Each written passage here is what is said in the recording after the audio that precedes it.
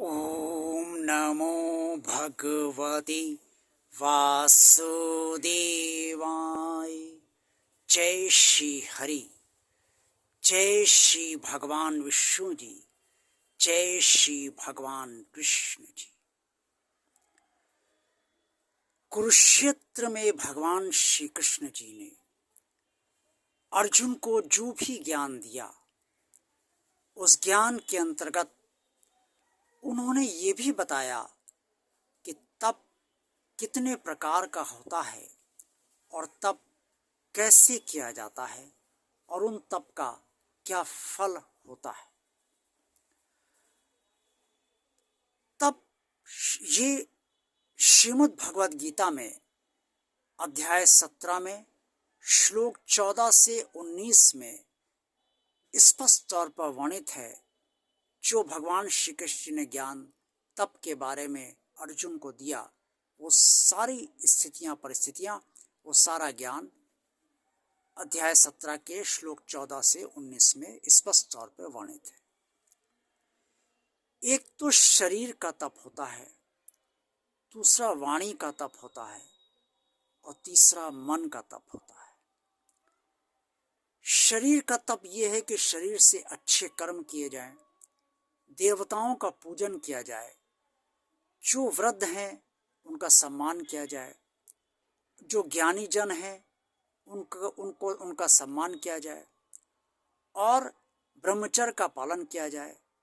हिंसा में बहुत प्रवृत्त ना रहा जाए, अहिंसक रहा जाए।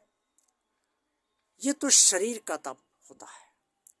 वाणी का तप ये है कि हम किसी को भी ऐसे वचन ना बोले जिससे दूसरों को कष्ट हो, अर्थात कटु वचन अकारण ना बोले और श्रेष्ठ वचन सरल वचन ही बोले। ऐसी भाषा बोलें, ऐसे वचन बोले जिससे आपको भी प्रसन्नता हो बोलने में और दूसरे को सुनने में भी प्रसन्नता हो। ये वाणी का तप कहा जाता है। और तीसरा मन का तप है। आप मन की शुद्धि के लिए चिंतन मंथन कीजिए, मन को पवित्र करने के लिए चिंतन मंथन कीजिए, अपने अंतकरण की शुद्धि के लिए चिंतन मंथन कीजिए, परमात्मा के बारे में चिंतन मंथन कीजिए और जो भी सत्य साहित्य आपने परमात्मा के बारे में पढ़ा है या जो भी सत्य साहित्य पढ़ा है उसके बारे में चिंतन मंथन कीजिए। इससे आपका मन शुद्ध होगा और मन को प्रसन्नता मिलेगी, मन परमात्मा से भी जुड़ेगा। ये मन का तप होता है। ये जितने भी तीनों प्रकार के तप मैंने आपको इस समय श्रीमद् भगवद गीता में वर्णित जो हैं उन्हें बताया है, ये सात्विक तप कहे जाते हैं। अब इसके बाद आता है ऐसा तप जिसमें कि पूजा पाठ यज्ञ वगैरह इसलिए किए जाते हैं या करवाए जाते हैं जिससे कि अपना स्वार्थ सिद्ध हो, अपनी मनोकामना सिद्ध हो, अपनी इच्छा पूर्ण हो और चाहे जैसे पूर्ण हो। ये स्थितियां जो होती हैं, इस तरह से जो भी यज्ञ किया जाता है, पूजा पाठ किया जाता है, मंत्रोच्चार किया जाता है या करवाया जाता है, ये तप के अंतर्गत ही आता है। लेकिन इसे राजस तप कहते हैं, रजोगुणी तप कहते हैं। और तीसरा और अंतिम प्रकार के तप इस तरीके का होता है कि उसमें कोई श्रद्धा नहीं होती।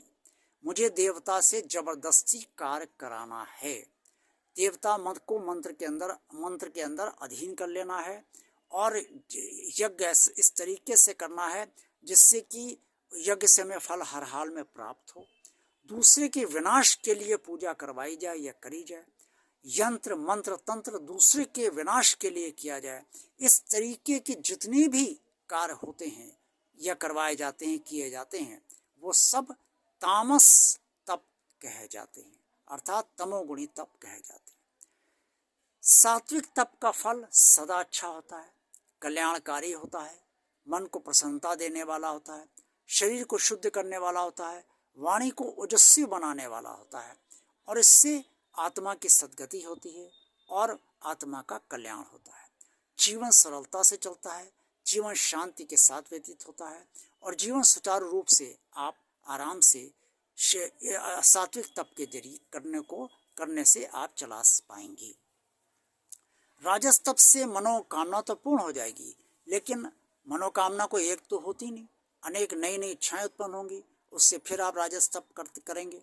तो इससे आपकी प्रवृत्ति जो है बस यही रहेगी कि इच्छा पूर्ण करने के लिए इस तरीके के कार्य किए जाएं, अर्थात राजस तप जो है वो किया जाए।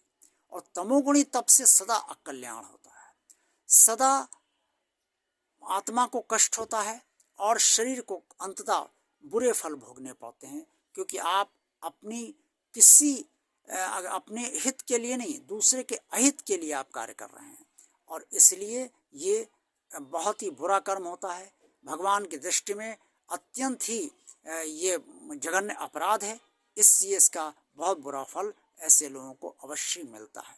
चाहे वो जादू टोना के जरिए किसी का विनाश करें, चाहे वो यंत्र के जरिए विनाश करें, चाहे तंत्र के जरिए विनाश करें, और चाहे वो अपनी जो भी विद्या सीखे हों उसके जरिए दूसरे का विनाश करें। दूसरे का अनिष्ट चाहने वालों का कभी उनका शुभ नहीं हो सकता, शुभता उनके साथ नहीं आएगी। जो दूसरों को अशुभता सोचेगा उसके साथ शुभता कभी निवास नहीं करेगी। ये स्पष्ट तौर पर भगवान श्री कृष्ण जी ने के कहने का आशय है जो उन्होंने अर्जुन से कहा है। तप आज भी किए जा सकते हैं। पहले ऋषियों मुनियों ने तप करते थे और राक्षस भी तप करते थे। ऋषियों मुनियों और राक्षसों के तप में फर्क ये था कि ऋषि मुनि सदा अपने हित के लिए नहीं, लोक कल्याण के हित के लिए तप करते थे, अपनी आध्यात्मिकता को बढ़ाने के लिए तप करते थे, अंतकरण की शुद्धि के लिए तप करते थे, और देवताओं को प्रसन्न करने के लिए, भगवान को प्रसन्न करने के लिए तप करते थे, और उनसे कल्याणकारी वरदान ही मांगते थे। लेकिन राक्षस तप सदा दूसरों के विनाश के लिए या अपने को बहुत बलशाली बनाने के लिए हठी होते थे और हठ पूर्वक तप करते थे। इससे परमात्मा को भी कष्ट होता है। श्रीमद् भगवद गीता में स्पष्ट वर्णित है कि अगर कोई हठ योग से तप करेगा तो ये से ऐसे मूल बुद्धि के लोग परमात्मा को भी कष्ट देते हैं। इसलिए आज भी आप तप कर सकते हैं, तपस्या कर सकते हैं। जिस तरीके से श्रीमद् भगवद गीता में वर्णित है उससे से तप करिए और उसका अच्छा फल आपको अवश्य मिलेगा, लेकिन तभी जब आप सात्विक तप करेंगे। ओम नमो भगवते वासुदेवाय। जय श्री हरि, जय श्री भगवान विष्णु जी, जय श्री भगवान कृष्ण जी।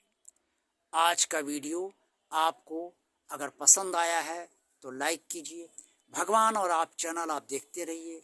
अगर सब्सक्राइब इसे नहीं किया है तो सब्सक्राइब अवश्य कर दीजिए, और ज़्यादा से ज़्यादा लोगों को ये चैनल शेयर कीजिए, और ज़्यादा से ज़्यादा लोगों को अगर वीडियो पसंद आया तो आप शेयर कीजिए। कमेंट्स बॉक्स में जो भी कहना चाहें वो अवश्य कहिए।